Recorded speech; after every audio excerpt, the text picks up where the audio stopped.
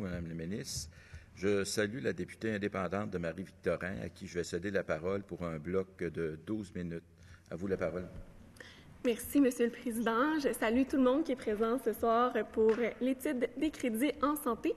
Et je suis certaine que la ministre va partager le fait que l'une des plus grandes préoccupations qu'on doit avoir à l'heure actuelle en santé, c'est sans aucun doute la pénurie d'infirmières qui affecte durement notre réseau. Puis, une des causes de cette pénurie d'infirmières, c'est notamment un taux de décrochage assez élevé dans les programmes en éducation supérieure, que ce soit au DEC ou au bac.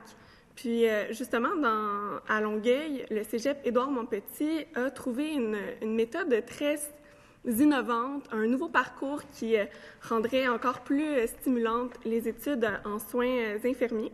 En fait, je parle du pôle de la santé du cégep Édouard-Montpetit pour faire référence directement au projet. Donc ça va couvrir les soins infirmiers. Ça va également permettre de faire une alliance avec l'Université de Sherbrooke pour le bac en soins infirmiers, mais ça va également permettre de regrouper l'ensemble des techniques médicales au sein d'un nouveau campus au cégep. D'ailleurs, ce n'est pas la première fois que je vous en parle. Je vous ai déjà écrit à ce sujet-là. Je l'ai abordé lors des crédits provisoires également. Bien sûr, ça concerne en partie l'éducation supérieure, mais aussi beaucoup la santé, puisque chez nous, à Longueuil, ça va améliorer l'accessibilité aux soins nécessairement.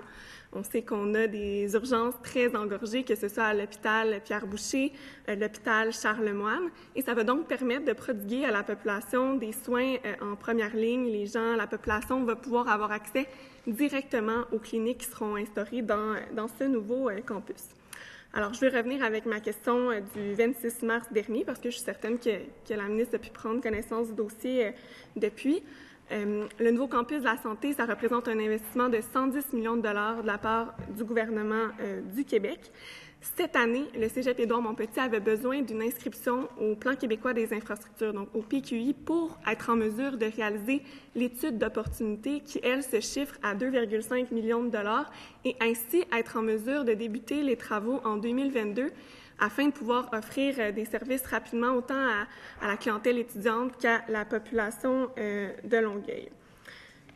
J'ai été déçue de constater, évidemment, que le projet ne se trouvait pas au PQI cette année, d'autant qu'en plus de mes démarches, le cégep Édouard-Montpetit avait eu l'occasion de rencontrer le député de Vachon, ainsi que votre collègue présidente du Conseil du Trésor.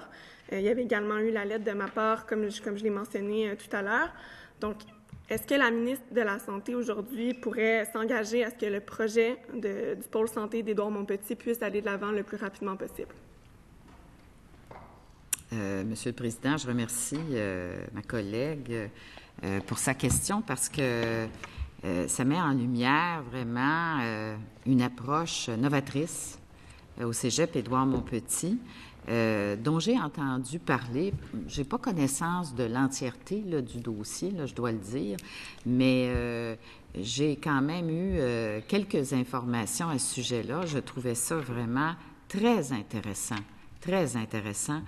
Je dois dire d'entrée de jeu que ce projet-là doit être mené, c'est le secteur de l'éducation, notamment en regard du PQI, par le ministre de l'Éducation.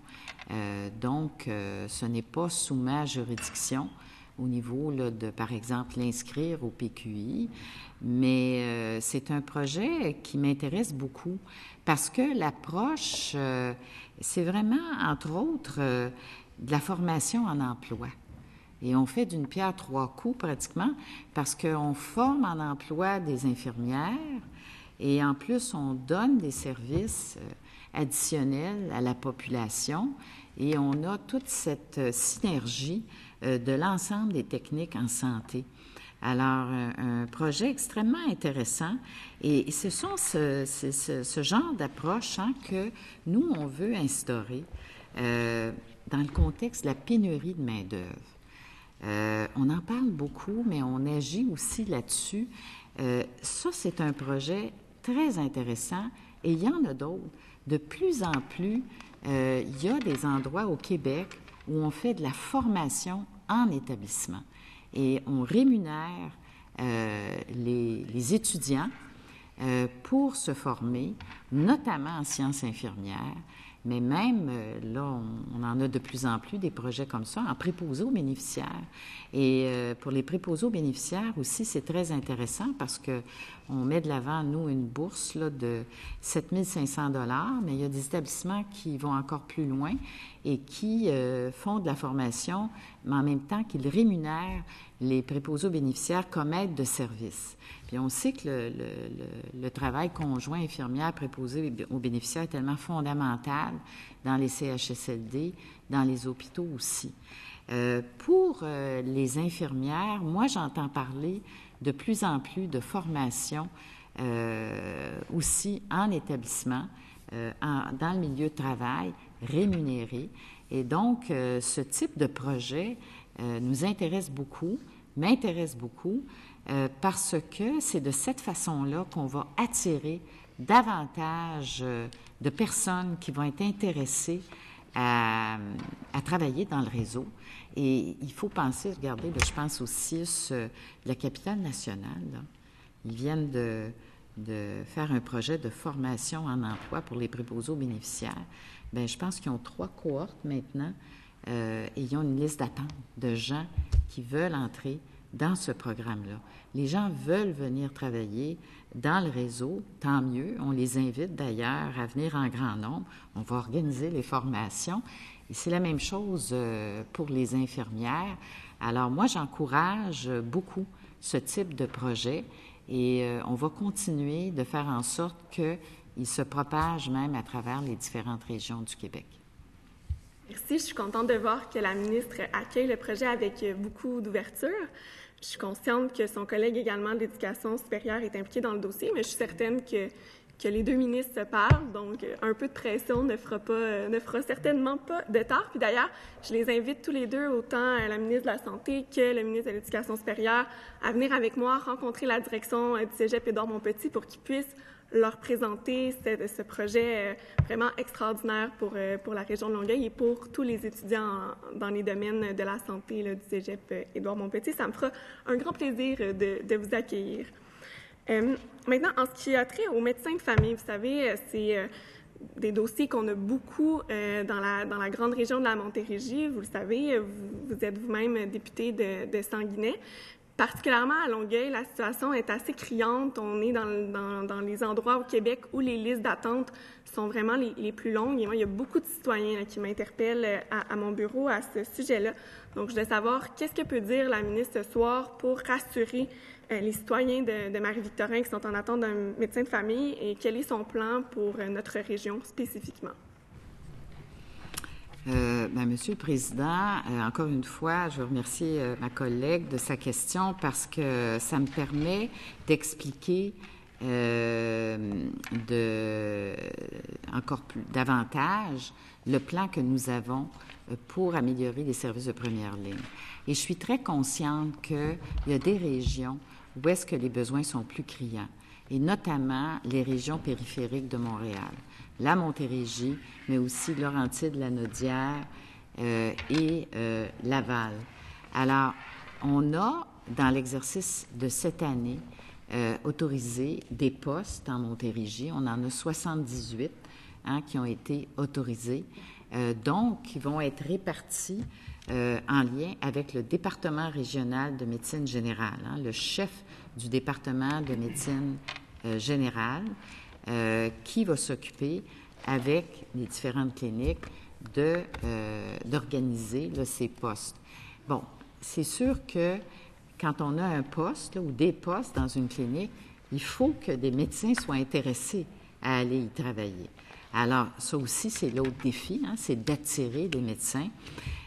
Mais je veux dire une chose, c'est que la Montérégie, c'est une des régions, comme les autres de la périphérie de Montréal, entre autres, il y en a quelques autres au Québec, qui ont besoin de davantage de médecins, qui sont en dessous de la moyenne du Québec en termes de nombre de médecins par 10 000 habitants.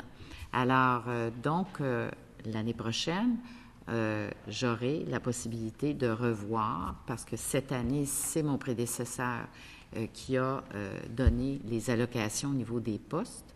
mais l'année prochaine, j'aurai l'occasion de revoir. Mais en attendant, je veux quand même dire qu'il y a d'autres possibilités pour compléter l'équipe de première ligne.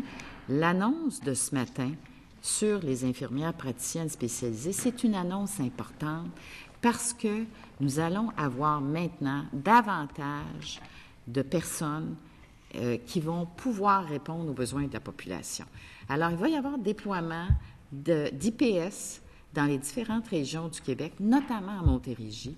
Et ce qu'on veut s'assurer au niveau des postes IPS, c'est que le plus possible, on réponde aux besoins là où il y a des territoires où ça fait plus mal, où il y a un manque de médecins. Donc, on va tenter de faire en sorte que des IPS puissent aider dans ces secteurs-là. Mais en autant que, évidemment, les IPS acceptent d'aller à ces cliniques, CLSC, etc.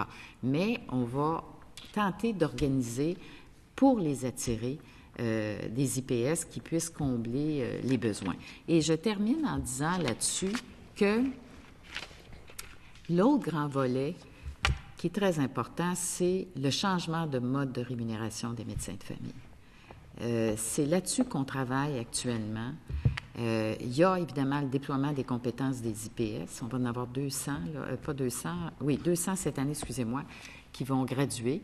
Mais il y a aussi à travailler le changement de mode de rémunération des médecins. Parce que si on continue dans le même système, là, on ne pourra pas répondre à la demande de 500 000 personnes qui attendent sur le guichet d'accès.